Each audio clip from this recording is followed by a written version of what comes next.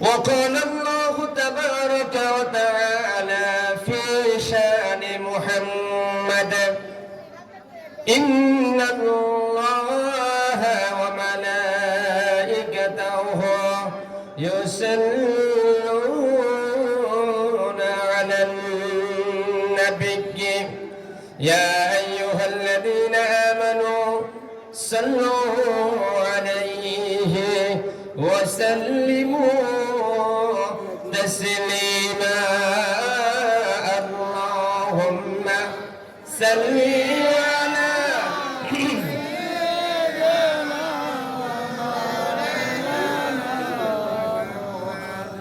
وعلى آل سيدنا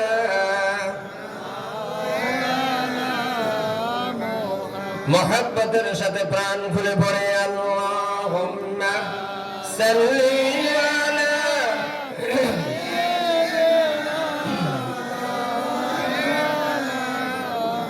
وعلى آل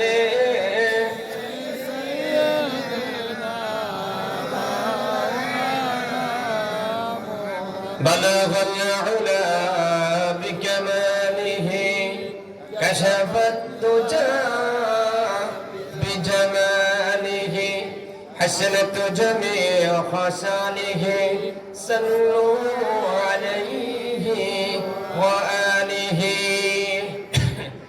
يا رب کرم تو اگر کرے او باد زبان کو جو دل فراسر کرے ربنا تقبل منا إنك أنت السميع العليم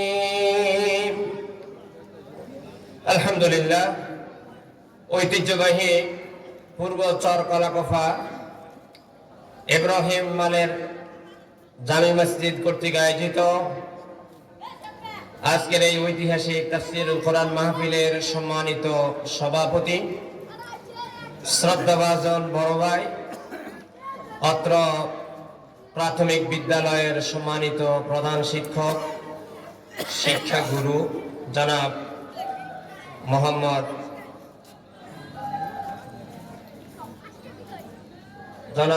সভাপতিত্ব করছেন কে জনাব মোহাম্মদ গিয়াসউদ্দিন মেম্বার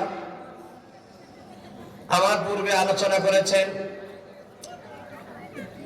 এতদ অঞ্চলের নন্দিত আলেমে দ্বীন ঐতিহ্যবাহী আজাদনগর কেন্দ্রীয় জামি মসজিদের সম্মানিত খতিব হাফেজ মাওলানা নিজামউদ্দিন সাহেব দামাত বারাকাতুহুমুল্লাহ আলিয়া আলোচনা পেশ করেছেন এই বিদ্যালয়ের প্রধান শিক্ষক জনাব মাস্টার নূর নবী সাহেব আজকের মাহফিলের প্রধান অতিথি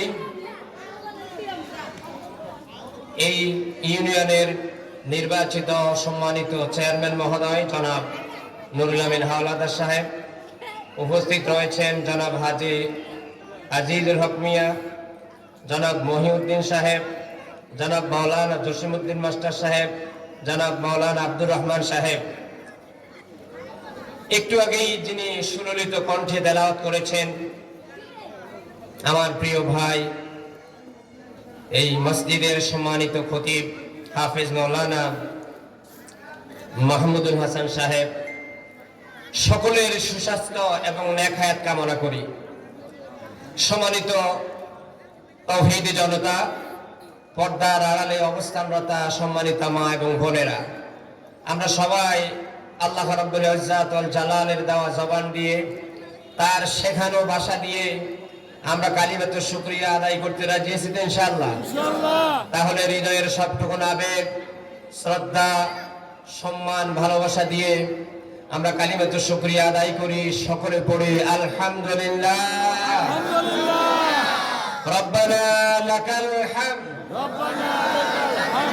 হামদান কাসীরান طيبا مباركا فيه يا ربي لك الحمد كما ينبغي لجلال وجهك وعظيم سلطانك আমাদের এই প্রশংসা সওয়াব, দুরূদ শরীফের সওয়াব আল্লাহ পাক বিশ্ব নবীর পবিত্র রওজা মুবারকে পৌঁছায় দাও। সবাই বলে আমিন।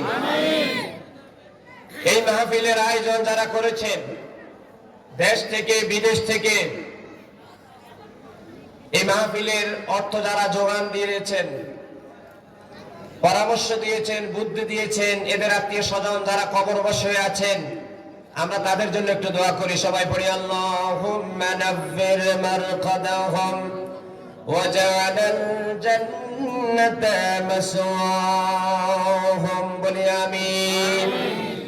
আল্লাহ তাআলা আমাদের পূর্বপুরুষ, এই এলাকার পূর্বপুরুষ যারা কবরবাসী আছেন, আল্লাহ তাদের কবরগুলোকে নূর দিয়ে মুনাব্বার করে দাও, বলি আমিন।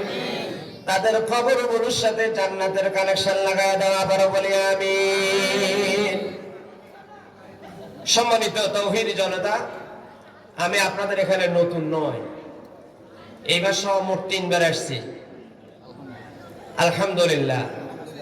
আর আপনারা আমার অনেকেই আত্মীয় স্বজন, আর আপনারা তো অনেকেই জানেন আপনাদের এই মসজিদের সম্মানিত কোষাধ্যক্ষ জনাব শাহাদাত হাওলাদার, উনি আমার আপন বড় ভাই।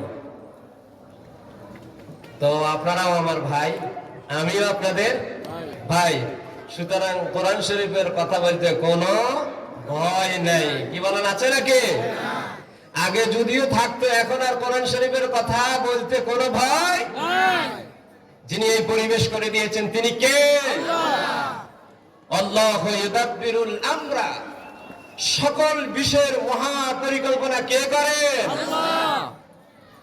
যে আল্লাহ আমাদেরকে এই সুষ্ঠু পরিবেশ করে দিয়েছেন, যে সকল যুবক তরুণ ছাত্র ভাইয়েরা জীবন দিয়েছেন, প্রায় 1500 তরুণ যুবক ছাত্র জনতা জীবন দিলেন, প্রায় 30,000-এর উপরে অনেক ভাই, অনেক ছাত্র পঙ্গুত্ব বরণ করেছেন, যাদের বুকের তাজা রক্তের বিনিময়ে এই বাংলাদেশ আবার দ্বিতীয়বার স্বাধীন হয়েছে। ওই শহীদদের রূহের মাগফিরাত কামনা করছি, শহীদদের রূহের মাগফিরাত কামনা করছি। 1971 সালে যে সকল শুহাদায়ে কেরাম পাকিস্তানি হায়নাদার থেকে বাংলার এই জমিনকে মুক্ত করেছিল, সেই সকল শহীদদেরও সর্বোচ্চ মাগফিরাত কামনা করছি। আমরা একবার স্বাধীন হয়েছি পাকিস্তান থেকে, আর এইবার স্বাধীন হয়েছি দাদা বাবু ভারত থেকে, ঠিক কিনা? সুতরাং আমরা এখন স্বাধীন, একটু কষ্ট হলেও স্বাধীনতার সুখ ভোগ করতে আপনাদেরকে একটু কষ্ট করতেই হবে। ইনশাআল্লাহ সব ঠিক হয়ে যাবে আল্লাহর রহমতে। আমি আপনাদের সামনে কোরআন কারীমের 2 নম্বর পারার 11 নম্বর পৃষ্ঠা এর মাঝামাঝি থেকে একটি আয়াতে কারিমা তেলাওয়াত করেছি, এবং সূরাতুশ শুরা এই সূরার 13 নম্বর আয়াতে কারিমা তেলাওয়াত করেছি। আল্লাহ পাক যদি তৌফিক এনায়েত করেন, লগে আরেকটি হাদিস শরীফ তেলাওয়াত করেছি। এই কোরআন এবং হাদিস শরীফের নিরিখে কথা বলার চেষ্টা করব ইনশাআল্লাহ, বলি ইনশাআল্লাহ। আসুন আমরা আমাদের আলোচনা চলে যাই ইনশাআল্লাহ। আমরা কথা শুনবো কোরআন শরীফের কথা। কিসের কথা? কোরআন শরীফের কথা। কোরআন শরীফের তাফসীর কোরআন শরীফের আয়াত দিয়ে হবে, অন্য কোন কিচ্ছা কাহিনী দিয়ে কোরআন শরীফের তাফসীর হয় না। আল্লাহ পাক এক আয়াতের তাফসীর আরেক আয়াত দিয়ে করেছেন, এক আয়াতের অর্থ আরেক আয়াত দিয়ে বুঝিয়ে দিয়েছেন। আমরা কোরআন শরীফ থেকে এক আয়াতের তাফসীর আরেক আয়াত দিয়ে করব ইনশাআল্লাহ। আল্লাহ রাব্বুল আলামিন বলেন, ইয়া আইয়ুহাল্লাযীনা আমানু দুখুলু ফিস সিলমি কাফা ওয়া লা তাত্তাবিউ খুতুওয়াতিশ শাইতান। সুবহানাল্লাহ। আল্লাহ রাব্বুল আলামিন तमाम পৃথিবীর মানুষদেরকে ডেকে বললেন, ও পৃথিবীর মানুষদের ভিতর থেকে তোমরা যারা ঈমান এনেছো কান খুলে শোনো। উদখুলু ফিস সিলমি কাফা, তোমরা ইসলামের ভিতরে পরিপূর্ণভাবে প্রবেশ করো। 8 আনা 10 আনা 12 আনা নয়, 16 আনায় পরিপূর্ণভাবে তোমরা ইসলামের ভিতরে দাখিল হয়ে যাও। ওয়ালা তাত্তাবিউ খুতুওয়াতিশ শাইতান, আর তোমরা শয়তানের পদাঙ্ক অনুকরণ আর অনুসরণ করিও না। এরপরে সূরাতুশ শূরার 13 নম্বর আয়াতে কারিমা তেলাওয়াত করেছি। আল্লাহ রাব্বুল আলামিন বলেন, নাকিমুদ্দিন ওয়ালা তাতাফাররাকু, হে পৃথিবীর মানুষেরা, তোমরা দিন কায়েম করো, আল্লাহর এই জমিনে আল্লাহর দিনকে কায়েম করো। এই দিন কায়েম করার বিষয়ে কোন ধরনের মতভেদ মতপার্থক্য সৃষ্টি করিও না। এরপরে যে হাদিস শরীফটি তেলাওয়াত করেছি তার অনুবাদ করে দিই। হযরত ইবনে ওমর রাদিয়াল্লাহু তাআলা আনহুমা থেকে বর্ণিত, তিনি বলেন, বিশ্বনবী জনাবে মুহাম্মদুর রাসূলুল্লাহ সাল্লাল্লাহু আলাইহি ওয়াসাল্লাম বলেছেন, লা হাসাদা ইল্লা ফি ইসনাইন।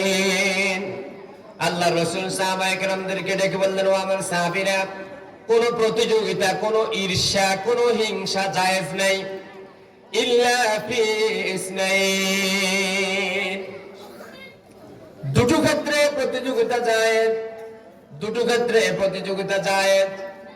একটা হলো, একটু জিকির করি, লা ইলাহা ইল্লাল্লাহ, লা ইলাহা ইল্লাল্লাহ, লা ইলাহা ইল্লাল্লাহ, লা ইলাহা ইল্লাল্লাহ, লা ইলাহা ইল্লাল্লাহ, লা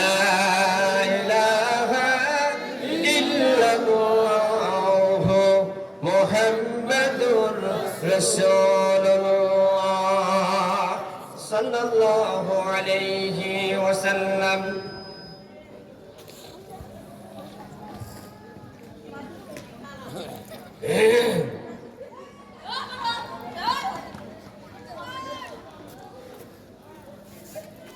হযরত ইবনে ওমর রাদিয়াল্লাহু তাআলা আনহুমা থেকে বর্ণিত, তিনি বলেন, বিশ্ব নবী জনাবে মুহাম্মদুর রাসূলুল্লাহ, জবান ছেড়ে দিয়ে পড়ি সাল্লাল্লাহু আলাইহি ওয়াসাল্লাম, বিশ্ব নবী জনাবে মুহাম্মদুর রাসূলুল্লাহ সাল্লাল্লাহু আলাইহি ওয়াসাল্লাম ফরমায়, ও আমার সাহাবীরা রে, লা হাসাদা ইল্লা ফি ইসনাইন, প্রতিযোগিতা জায়েজ নাই, হিংসা জায়েজ নাই, ঈর্ষা জায়েজ নাই, ইল্লা ফি ইসনাইন, দুটো বিষয়ে প্রতিযোগিতা জায়েজ। কয়টা বিষয়ে?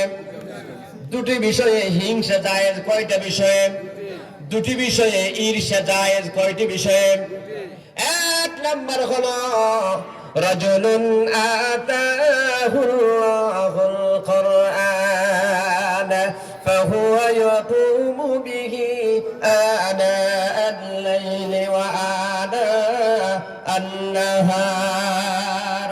এক নাম্বার হলো, বিশ্বনবী জনাবে মুহাম্মদুর রাসূলুল্লাহ ফরমায়, যেই দুটি বিষয়ে তোমরা প্রতিযোগিতা করবা, হিংসা করবা, এক নাম্বার হলো, আল্লাহর কোন বান্দা যদি কোরআনে কারীমের জ্ঞান অর্জন করে, আহলুল কোরআন হয়, কোরআনে কারীমের হাফেজ যদি হয়, কোরআনে কারীমের আলেম যদি হয়, কোরআনে কারীম সম্পর্কে যদি গভীর জ্ঞান অর্জন করে, ওই বান্দা যদি ফাহুয়া ইয়াকুমু বিহি আও ফাহুয়া ইয়াকুলু বিহি, ওই বান্দা যদি আনা আল-লাইলি ওয়া আনা আন-নাহার, আল্লাহর ওই বান্দা যাকে আমি কোরআনে কারীমের জ্ঞান দান করলাম, কোরআনে কারীমের হাফেজ বানাইলাম, ওই বান্দা যদি রাত্রেও কোরআন শরীফ পড়ে, দিনেও পড়ে, সকালেও পড়ে, সন্ধ্যায় পড়ে, সকালেও কোরআন শরীফের উপর আমল করে, বিকেলেও কোরআন শরীফের উপর আমল করে, সকালেও কোরআন শরীফের দাওয়াত মানুষদেরকে দেয়, বিকেলেও মানুষদেরকে দাওয়াত দেয়, ওই ব্যক্তির সাথে তুমি প্রতিযোগিতা করো,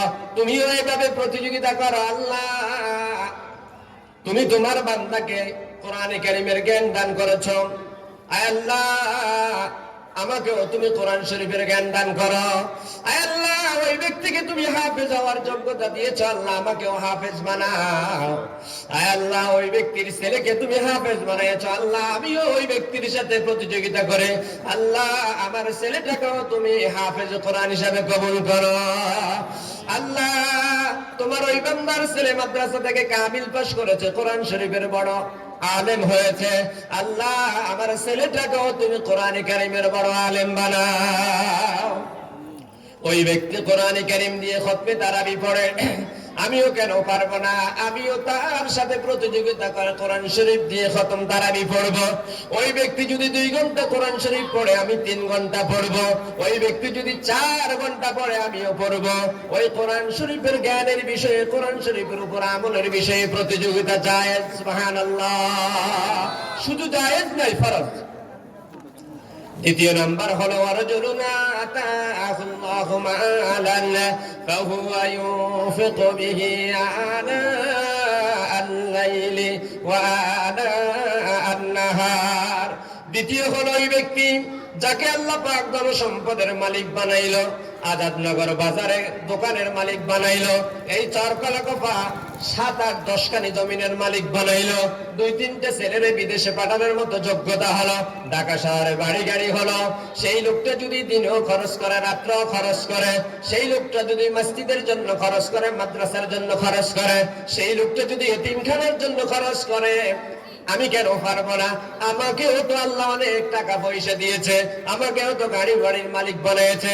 আল্লাহ, আর ওই বান্দা যদি দিনে 5,000 টাকা দেয়, আমি দিনে 10,000 টাকা দেব। রাত্রে যদি 10,000 টাকা দেয় ওই বান্দা, আমি রাত্রে 20,000 টাকা দিব।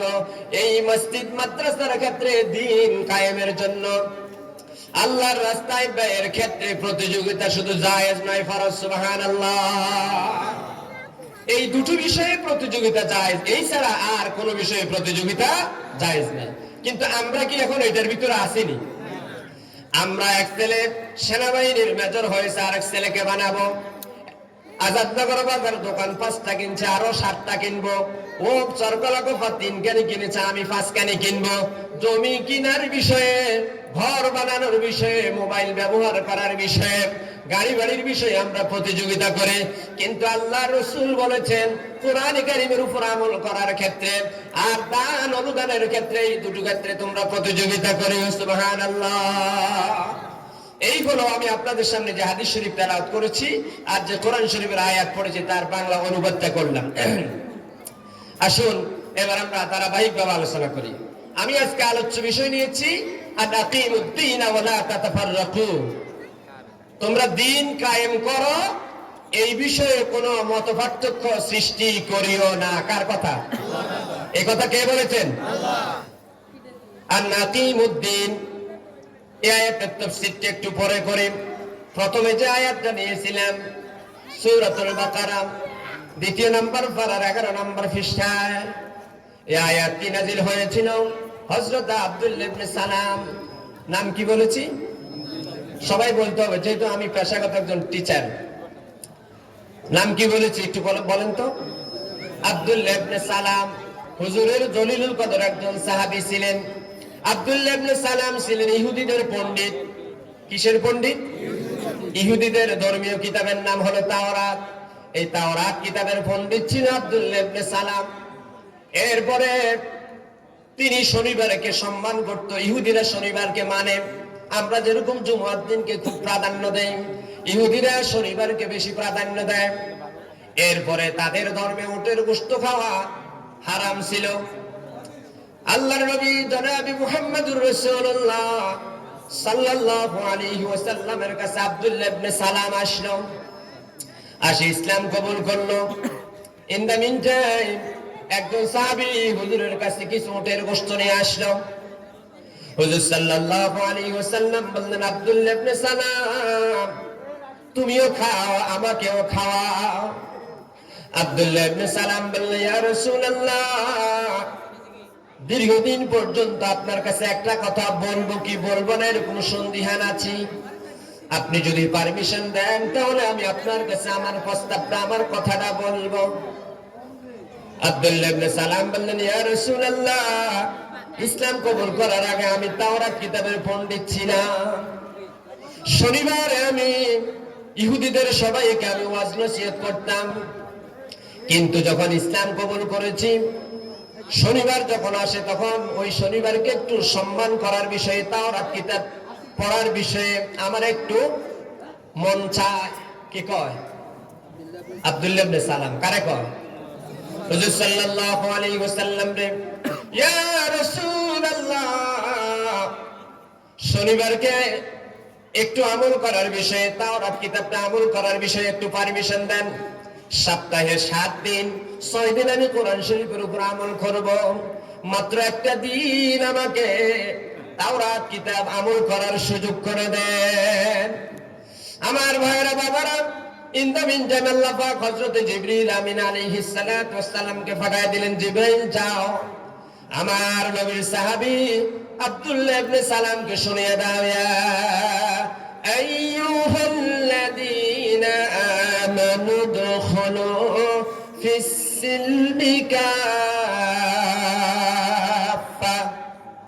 ও আব্দুল্লাহ ইবনে সালাম, সপ্তাহে 7 দিন 7 দিন তুমি কোরআন শরীফের উপর আমল করতে হবে।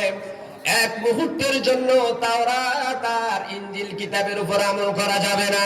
নারায়ে তাকবীর। আল কোরআনের আলো।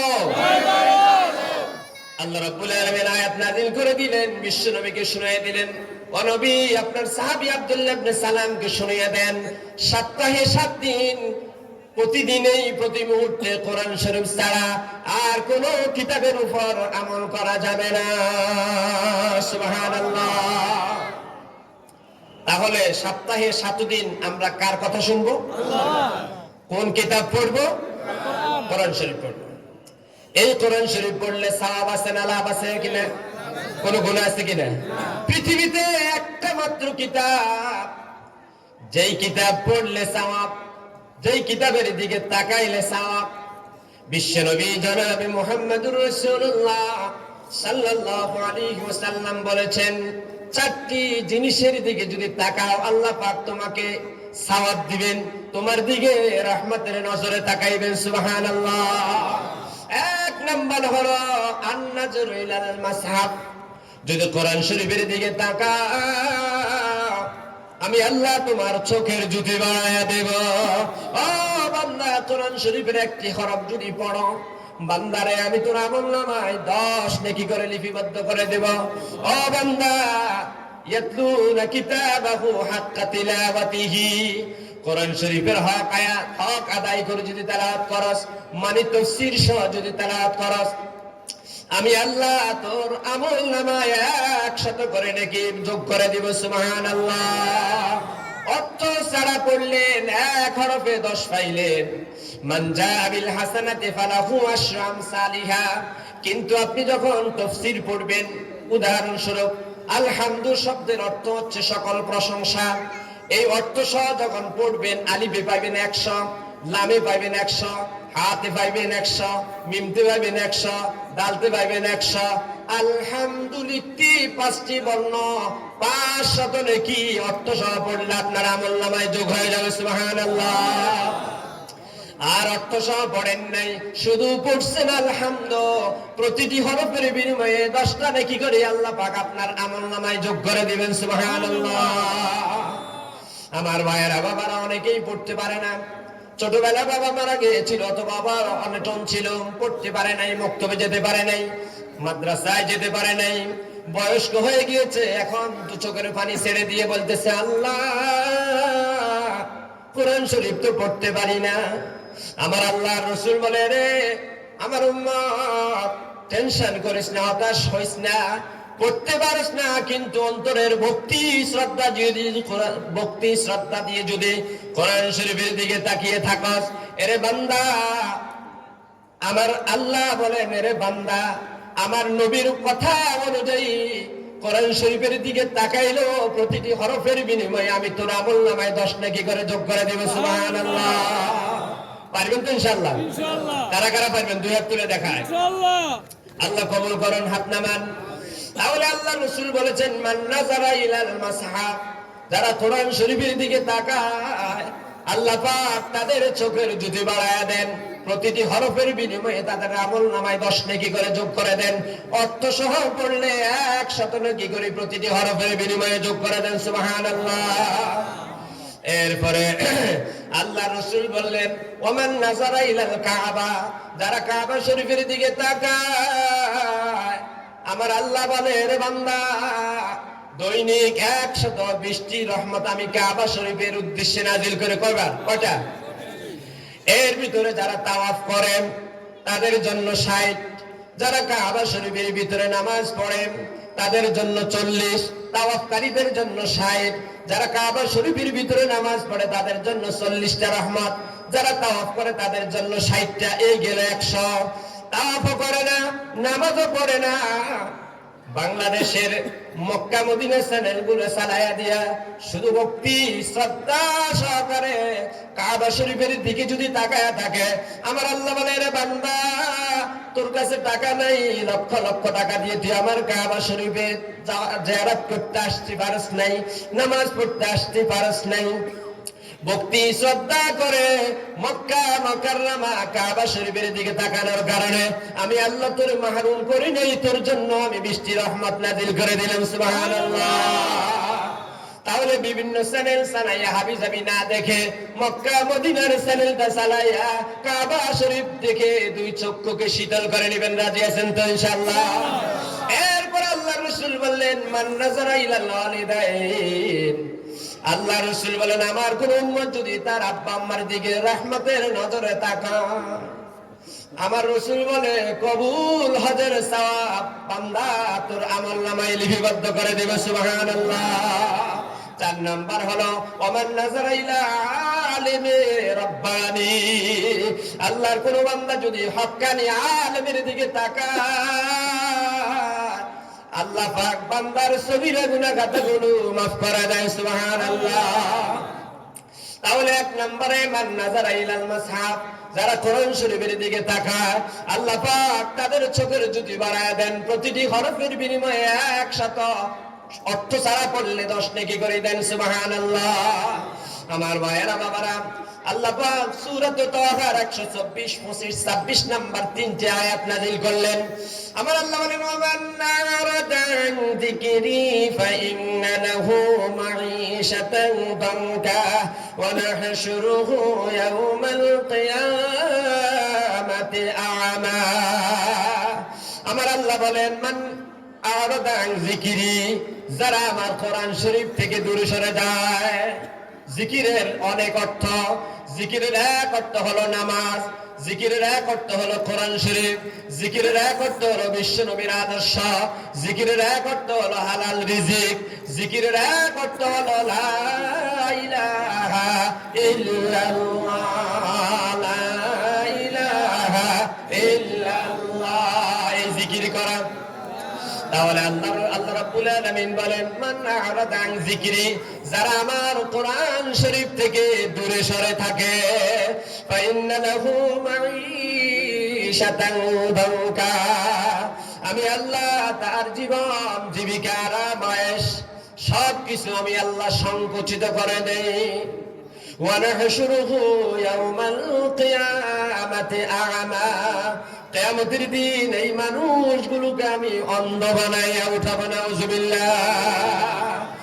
قال رب لما حشرتني أعمى وقد كنت بصيرا,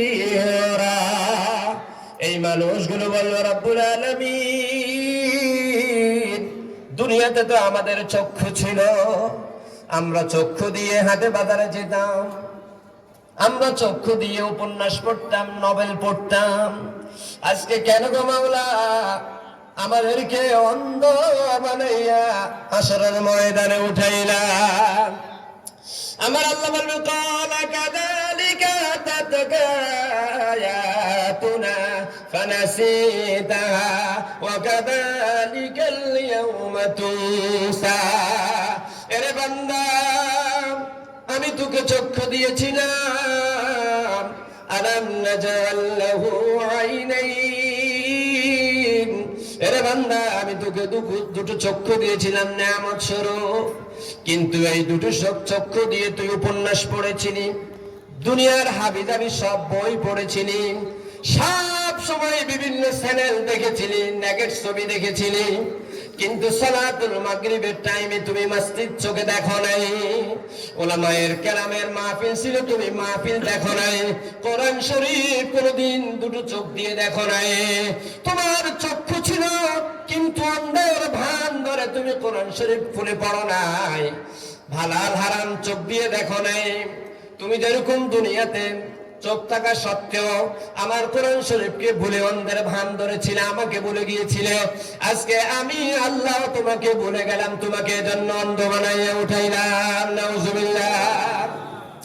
আমার আল্লাহ আরেকটা বলেন, লা ইউকাল্লিমুহুমুল্লাহু ইয়াওমাল কিয়ামা ওয়া লা ইউযাক্কিহিম ওয়া লা ইয়ানজুরু ইলাইহিম ওয়া লাহুম আযাবুন আলীম। আল্লাহ রাব্বুল আলামিন বলেন, যারা কোরআন শরীফের উপর আমল করে না, কোরআন শরীফ পড়ে না, কোরআন শরীফ বাদ দিয়ে নিজের মন মস্তিষ্ক মতো জীবন যাপন করে, মন মতো চলে, এই মানুষগুলো ইন্তেকাল করার পরে আমি আল্লাহ তাদের সাথে কোনো কথা বলবো না। ওয়ালা ইউযাক্কিহিম, আমি তাদেরকে হাউজে কাউসারের পানি দিয়ে পূত পবিত্র করব না। ওয়ালা ইয়ানজুরু ইলাইহিম, আমি ওই বান্দাদের দিকে তাকাবো না। নাউজুবিল্লাহ। আমার বাবারা ভাইরা, আরেক জায়গায় আল্লাহ বলেন, ওয়ামান আ'রাদা আনহু ফাইন্নাহু ইয়াহমিলু ইয়াওমাল কিয়ামাতি ওযরা। আল্লাহ রাব্বুল আলামিন বলেন, যারা কোরআন শরীফকে বাদ দিয়ে নিজের মন মতো চলে, দুনিয়ার সব মন্ত্রতন্ত্র বুঝে, কোরআন শরীফ বুঝে না, কোরআন শরীফ পড়ে না, কিয়ামতের দিন বিশাল পাপের বোঝা মাথায় নিয়ে এই মানুষগুলো উঠবে, আমি আল্লাহ তাদেরকে অন্ধ বানায় উঠাবো। নাউজুবিল্লাহ। বাবারা আমার, ভাইয়েরা আমার, বলেন তো, এই দুনিয়াতে চক্ষু নষ্ট হয়ে গেলে আপনার দুনিয়া অন্ধকার, ঠিক কিনা? কিন্তু হাসরের ময়দানে যদি অন্ধ বানাইয়া ওঠায়, আমার আপনার কোনো উপায় আছে কিনা? এই দুনিয়ার আদালতে, নিম্ন আদালতে আপনার বিরুদ্ধে ফাঁসির রায় হয়ে গেল, আপনি হাইকোর্টে যেতে পারেন, সুপ্রিম কোর্টে যেতে পারেন। বন্ধুরা আমার, বাবারা আমার, বলেন তো, হাসরের ময়দানে আল্লাহর আদালত ছাড়া দ্বিতীয় আর কোনো আদালত আছে কিনা? আমার মাওলা যদি আপনার দিকে না তাকায়, আমার মাওলা যদি আপনাকে ফুত পবিত্র না করেন, আমার মাওলা যদি আপনাকে অন্ধ বানাইয়া উঠায়, আর কোন দ্বিতীয় রব নাই যার কাছে আমি অভিযোগ করব। বিশ্বনবী জনাবে মুহাম্মদুর রাসূলুল্লাহ বলেন, আল কোরআন হুজ্জাতুল লাকা ওয়া আলাইক। এই কোরআন কারীম কারো পক্ষে সুপারিশ করবে, কারো বিপক্ষে সুপারিশ করবে। আমার আল্লাহ আয়াত নাযিল করে বলেন, ও বন্ধু, وقال الرسول يا رب إن قوم اتخذوا هذا القرآن مهجورا। আল্লাহ রাব্বুল আলামিন বিশ্ব নবীকে ডেকে বলবেন, ও নবী, এই তো আপনার উম্মত বলে দাবি করে, আপনি কি কোনো সুপারিশ করবেন কিনা? আমার রাসূল বলবে, ক্বালা রাব্বি ইন্না কওমি ইত্তাখাযু হাযাল কুরআনা মাহজুরা। আয় আমার রব, আমার আল্লাহ, আমার উম্মতেরা আমার কোরআন শরীফ নিয়ে খেল তামাশা করত। আমার কোরআন শরীফ আমি দেখে এসেছিলাম, কিন্তু তারা কোরআন শরীফের উপর কোনো আমল করেনি। রব্বুল আলামিন, তোমার যে ডিসিশন, তোমার যে সিদ্ধান্ত, এটাই চূড়ান্ত সিদ্ধান্ত, আমার কোনো ইন্টারফেয়ার নেই। আমার ভাইয়েরা, বাবারা, বলেন তো, আল্লাহ রসুল যদি এই সিদ্ধান্ত দেয়া দেয়, আল্লাহ যদি সিদ্ধান্ত দেয়া দেয়, আমার আর আপনার কোনো উপায় আর আছে কিনা? বন্ধুরা আমার, বাবারা আমার, আব্দুল কাদের জিলানীর নাম আপনারা শুনেছেন কিনা? আব্দুল কাদের জিলানী আল্লাহরে বলল, আল্লাহ, আমাকে তুমি যদি জাহান্নামে দিয়ে দাও, আর যদি ফাঁকে ফাঁকে আমাকে বলো, আরে আব্দুল কাদের কেমন আছিস, রব্বুল আলামিন ওই জাহান্নামটা আমার জন্য জান্নাতে রূপান্তরিত হয়ে যাবে। সুবহানাল্লাহ। আব্দুল কাদের জিলানী আল্লাহকে বললেন, আল্লাহ ইব্রাহিম খলিলুল্লাহকে নমরুদ আগুনের কুণ্ডলিতে ফেলাইছিল, দুনিয়ার জাহান্নাম বানাইয়া নমরুদ ইব্রাহিমকে আগুনে ফেলেছিল, কিন্তু তুমি বলেছিল ইয়া নারু কুনি বারদাও ওয়া সালামান আলা ইব্রাহিম। তুমি রহমতের নজরে ইব্রাহিমের দিকে তাকাইলা, আগুন ফুল বাগিচা হয়ে জান্নাতে রূপান্তরিত হয়ে গেল। আবার রব্বুল আলামিন তুমি আমাকে জান্নাতে দিলা, কিন্তু কোনদিন আমাকে বললা না আব্দুল কাদের তুই কেমন আছিস, ওই জান্নাতটাও আমার জন্য জাহান্নামের মতো। সুতরাং রব্বুল আলামিন জান্নাত চাই না, জাহান্নাম চাই না, মালিকরে চাই শুধু তোমারে। সুবহানাল্লাহ। তাহলে আমরা কার সন্তুষ্টি চাই? আল্লাহ সন্তুষ্ট হয়ে যদি জাহান্নামে দেয়, ইব্রাহিমের মতো ওই আগুন ওই জাহান্নাম জান্নাতে রূপান্তরিত হবে কিনা? বন্ধুরা আমার, বাবারা আমার, আমার আপনার কবর যখন হয়ে যাবে, আমাদেরকে যখন কবরে রাখা হবে, আমাদের যখন মুখের বান খুলবে, পায়ের বান খুলবে, মুনকার নাকির কে খুলবে? মুনকার নাকির। ইন দা মিন টাইম একজন যুবক একেবারে দেখতে খুব সুঠাম দেহের অধিকারী একজন কবরের ভিতরে প্রবেশ করবে। মুনকার নাকির বলবে, খবরদার এই লোকটার সাথে কোনো কথা বলবে না, কোনো প্রশ্ন করতে পারবে না, কোনো সওয়াল জবাব দিতে পারবে না। মুনকার নাকির বলবে, মানে আনতা, তুমি কে? লোকটি দাঁড়িয়ে বলবে, আনা কুরআনুল কারীম। নারায়ে তাকবীর। লোকটি বলবে, আনা কুরআনুল কারীম, আমি কোরআনে কারীম। এই লোকটি দুনিয়াতে ভোর রাত্রে উঠে কনকনে শীতের ভিতরে ওযু করে কোরআন শরীফ পড়েছিল, হেফজখানায় হাফিজি পড়েছিল। এই লোকটি রাত্রে তাহাজ্জুদের নামাজ পড়েছিল। এই লোকটি রাত্রে কোরআন শরীফ পড়তো, দিনেও কোরআন শরীফ পড়তো, সকালে কোরআন শরীফের উপর আমল করতো, দিনেও কোরআন শরীফের উপর আমল করতো। এই ব্যক্তি শেষ পর্যন্ত কোরআন শরীফের আইনকে বাস্তবায়ন করার জন্য, আনাকিমুদ্দিন ওয়ালা তাতাফাররাকু, দিনকে কায়েম করার জন্য বুকের তাজা রক্তটা দিয়ে ফিজটাকে লাল করেছিল, দুনিয়ার জমিনটাকে রক্তে রঞ্জিত করে কোরআন কারীমের আইনকে বাস্তবায়ন করার জন্য চেষ্টা করেছে। আমার এই বন্ধুকে জান্নাতে পৌঁছায় দেওয়ার আগ পর্যন্ত আমি এখান থেকে যাব না। আমার রব্বুল আলামিনের কাছে মুনকার নাকির ফোন করে বলবে, বারে আলাইহি, তোমার এক বান্দা কবরস্থ হলো, তাকে বিধি অনুযায়ী সিস্টেম অনুযায়ী প্রশ্ন করব, কিন্তু তোমার আরেক বান্দার চেহারা রূপ ধরে আমার কাছে আমার সাথে বাক বিধানটাই লিপ্ত, আমাকে বলতেছে কোনো প্রশ্ন করা যাবে না, বলতেছে জান্নাতে পৌঁছায় দেওয়ার আগ পর্যন্ত সেখান থেকে যাবে না। রব্বুল ইজ্জাত ওয়াল জালাল ফেরেশতারা বলবে, সে কি বলে দাবি করে? সে বলে দুনিয়াতে এই লোকটা নাকি কোরআনে কারীমের সাথে ছিল, কোরআনে কারীমকে ভালোবাসার কারণে এই কোরআনে কারীমের আকার আকৃতি, কোরআনে কারীমের উপর আমল করার কারণে কোরআনে কারীম আজকে অন্য একজন ব্যক্তির চেহারা ধরে এখানে এসেছে। রব্বুল আলামিন বলবে, সে যদি বলে কোরআনে কারীম যা বলে আমার বক্তব্য এটাই, সুতরাং আমি আল্লাহর ওয়াদার তার কোনো প্রশ্ন করা যাবে না। فأما من أوتي كتابه بيمينه فسوف يحاسب حسابا يسيرا। যারা কোরআন শরীফের উপর আমল করবে তাদের হিসাবটা হবে সহজ। সুবহানাল্লাহ। তাহলে কোরআন শরীফ সম্পর্কে আজকে আর বলতেছি না, মানে আরো বলবো, তবে কোরআন শরীফের অন্যান্য বিধান সম্পর্কে, কোরআন শরীফের শানে মানে ফজিলতে আজকে এতটুকুই থাকুক। কি বলেন? তাহলে আমরা কোরআন শরীফ পড়তে রাজি আছি তো ইনশাআল্লাহ? কারা কারা সমাজে, পরিবারে, রাষ্ট্রে সর্বত্রই কোরআন পড়বো, কোরআনের উপর আমল করবো রাজি আছি? দুই হাত তুলে দেখায়। লিল্লাহি তাকবীর। আল কোরআনের আলো ঘরে ঘরে চালো, কোরআন শরীফ যেখানে ইসলাম আছে, যেখানে বিশ্বনবীর আদর্শ যেখানে আপনার মান, আল্লাহ কবুল করুন, বলে আমিন। আমি আপনাদের সামনে সূরাতুশ